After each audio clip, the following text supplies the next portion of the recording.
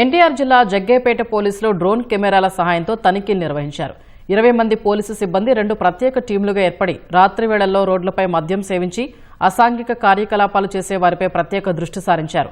నిబంధనలు అతిక్రమించిన వారికి కఠిన చర్యలు తప్పవని సీఐ వెంకటేశ్వర్లు హెచ్చరించారు. విజయవాడ పోలీస్ కమిషనరేట్ పరిధిలో 15 గ్రామీణ ప్రాంతాల్లో ఆధునిక టెక్నాలజీ కెమెరాలు ఏర్పాటు చేయనున్నట్లు సీఐ తెలిపారు.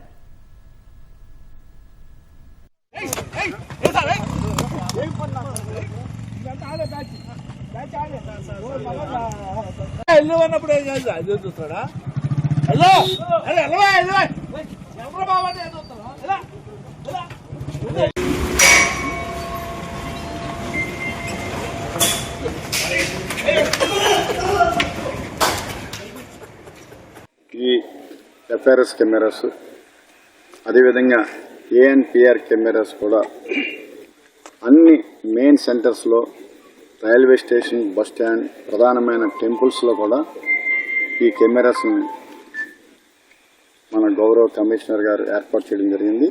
అతి తొందరలో రూరల్ ఏరియాలో ఉన్నటువంటి 15 పోలీస్ స్టేషన్ పరిధిలో కూడా ఏర్పాటు చేయనున్నారు. దాంతోపాటు మనకి ఆధునిక సాంకేతిక పరిజ్ఞానంతో కూడినటువంటి ఈ డ్రోన్ కెమెరాస్ ద్వారా ఈ ఓపెన్ ప్లేసెస్లో డ్రింకింగ్ చేసే వాళ్ళని, ఓపెన్ ప్లేసెస్లో ఈ అసాంఘిక కార్యకలాపాలు నిర్వహించే వాళ్ళ కదలికలు కూడా దాని ద్వారా గమనిస్తూ వారిని పట్టుకోవడం, వాళ్ళ మీద యాక్షన్ తీసుకోవడం జరుగుతుంది.